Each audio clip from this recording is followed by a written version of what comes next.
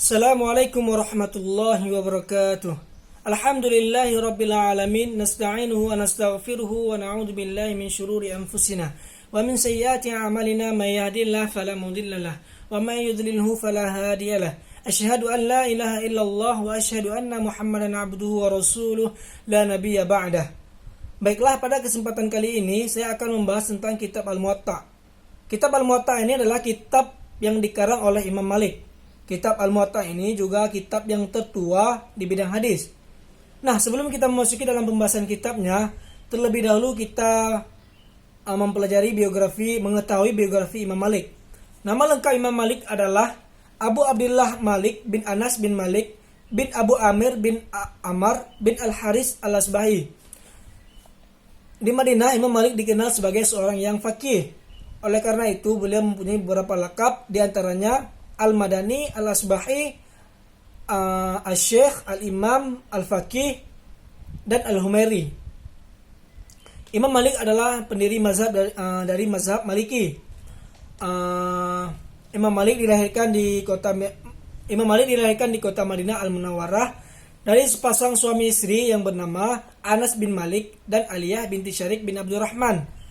Anas bin Malik ayah Imam Malik ini bukan Anas bin Malik sahabat Nabi, akan tetapi Imam Malik Anas bin Malik dari golongan tabi'in.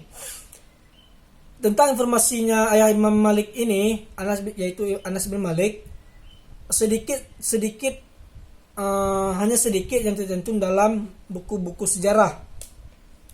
Hanya saja ayah Imam Malik ini tinggal di kota Zulmarwah, yaitu sebelah utara padang pasir kota Madinah. Dan pekerjaan ayah Imam Malik ini adalah seorang pembuat panah. Nah, mengenai kelahiran Imam Malik dilahirkan di kota Madinah. Dan tanggal kelahiran Imam Malik ini terdapat beberapa pendapat. Menurut Nurun Najwa dalam karyanya, yaitu studi kitab hadis, ia mengatakan bahwa ada beberapa pendapat tentang yang mengatakan tentang kelahiran Imam Malik.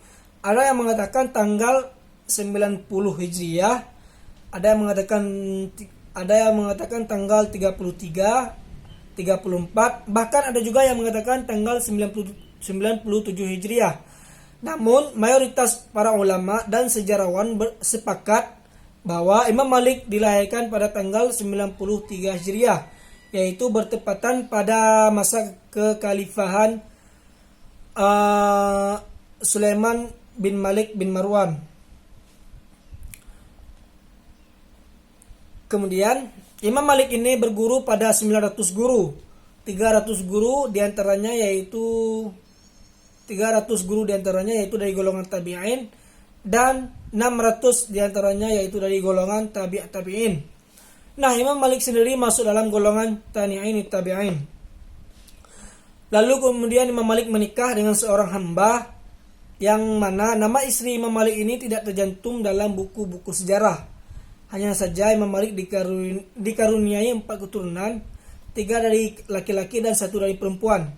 Nama-nama anak Imam Malik adalah yang pertama Muhammad, yang kedua Hamad, ketiga Yahya, dan yang terakhir perempuan yaitu Fatimah. Nah, mengenai kewafatan Imam Malik, ada beberapa pendapat yang mengatakan Imam Malik ini wafat pada tanggal 12, ada yang mengatakan tanggal 13, ada yang mengatakan tanggal 14 pada bulan Rajab, ada yang mengatakan ada yang mengatakan 13, ada yang mengatakan 12, ada yang mengatakan 14 pada bulan Rajab pada tahun 179 Hijriah. Namun para sejarawan mereka sepakat bahwa Imam Malik meninggal pada hari Ahad tanggal 12 Rabiul Awal tahun 179 Hijriah. Imam Malik meninggal pada usia 87 tahun setelah menderita sakit selama 1 minggu. Imam Malik dikebumikan di Baqi. Nah, mungkin itu sekilas biografi tentang Imam Malik. Kemudian kita masuk ke dalam latar belakang penamaan kitab Al-Muwatta. Latar belakang penyusunan dan penamaan kitab Al-Muwatta. Latar belakang penyusunan kitab Al-Muwatta ini ada beberapa faktor atau versi yang dikemukakan dalam buku-buku sejarah. Nah, oleh ulama dikemukakan ada beberapa versi yang ada seperti yang ada pada dalam mukadimah kitab Al-Muwatta, yaitu ketika Imam Malik melihat buah hasil karya dari Abdul Aziz bin Al-Majishum yang tidak mencantumkan hadis Nabi di dalamnya, maka muncullah keinginan Imam Malik untuk membuat atau mengarang sebuah kitab. Nah, itu satu versi yang tercantum dalam mukadimah kitab Al-Muwatta. Kemudian Noel J. Carlson menyatakan bahwa latar belakang penyusunan kitab Al-Muwatta ini adanya problem politik dan keagamaan. Karena kan kondisi politik yang penuh konflik pada masa Daulah Bani Umayyah dan Abbasiyah ini sangat mengancam integritas umat Islam dari nuansa perbedaan keagamaan dan yang terpenting yaitu di bidang hukum. Nah, itu yang dikemukakan oleh Noel J. Carlson. Kemudian ada versi lain yang mengatakan bahwa latar belakang penyusunan kitab Al-Muwatta ini yaitu adanya usulan dari Muhammad bin Mukaffa kepada khalifah, yaitu khalifah yang menjabat pada masa itu, yaitu Khalifah Ja'far Al-Mansur. Muhammad bin Mukaffa ini mengusulkan kepada khalifah agar untuk membuat suatu undang-undang atau peraturan yang menjadi penengah dan dapat diterima di semua kalangan pada saat itu. Karena Muhammad bin Mukaffa sangat prihatin terhadap kondisi umat Islam pada saat itu yang berbeda fatwa atau terjadi pertentangan sesama kaum muslim pada saat itu. Kemudian Khalifah Ja'far Al-Mansur ini meminta kepada Imam Malik untuk membuat sebuah buku peraturan yang dapat diterima oleh semua kalangan kaum muslimin pada saat itu. Kemudian Imam Malik menerima permintaan dari khalifah tersebut untuk membuat sebuah buku peraturan atau undang-undang. Hanya saja Imam Malik ini keberatan apabila kitabnya dijadikan kitab resmi negara atau kitab standar negara. Itu versi yang kedua. Versi yang ketiga, penyusunan kitab Al-Muwatta ini selain dari usulan dari Muhammad bin Mukaffa kepada Khalifah Ja'far,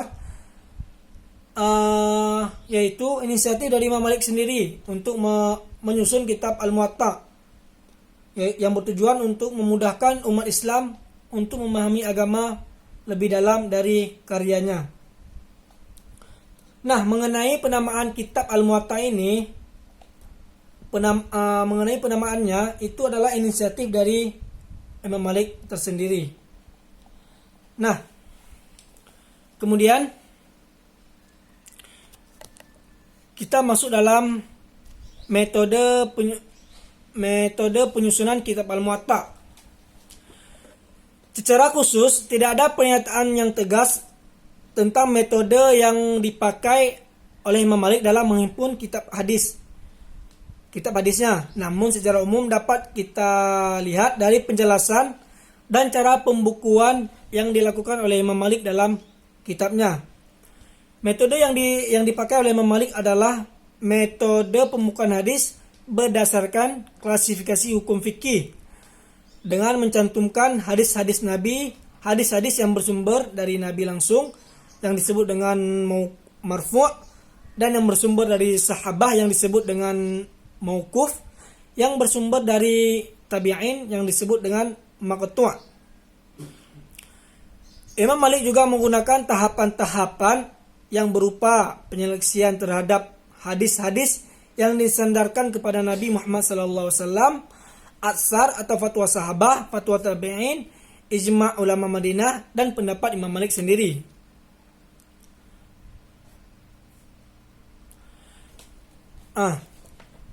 Kemudian isi dari kitab Al-Muwatta ini, yaitu dalam kitab Al-Muwatta ini tidak hanya tercantum hadis-hadis Nabi yang bersambung sanadnya maupun yang tidak bersambung sanadnya, juga qaul sahabat, juga tercantum qaul tabi'in, dan juga tercantum ijma' ulama Madinah dan pendapat Imam Malik tersendiri.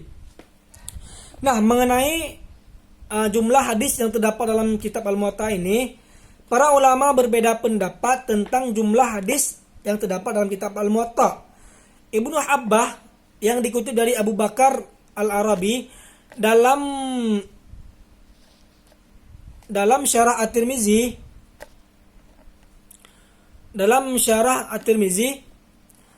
menyatakan bahwa ada 500 hadis yang disaring dari 100.000 hadis. Yang kedua, Abu Bakar Al-Abari berpendapat ada 1726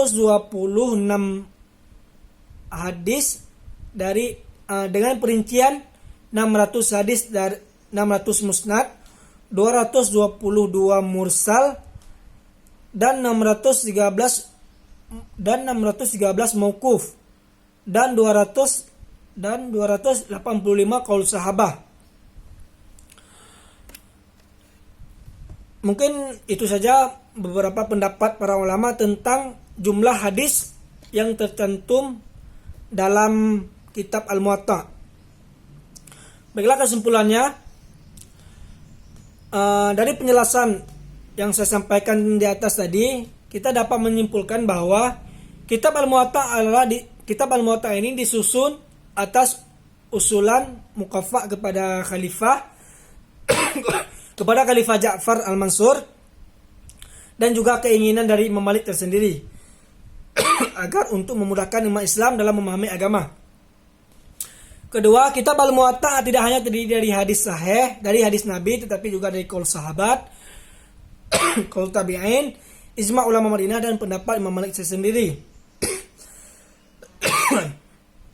Dalam penyelesaian hadis, Imam Malik selalu memperhatikan 4 kriteria, yaitu periwayatan bukan dari orang yang berperilaku jelek, bukan dari ahli bid'ah, bukan dari orang yang berdusta dalam hadis, yang terakhir bukan dari orang yang tahu akan ilmu tetapi tidak mengamalkannya. Baiklah, mungkin itu saja yang bisa saya sampaikan pada kesempatan kali ini.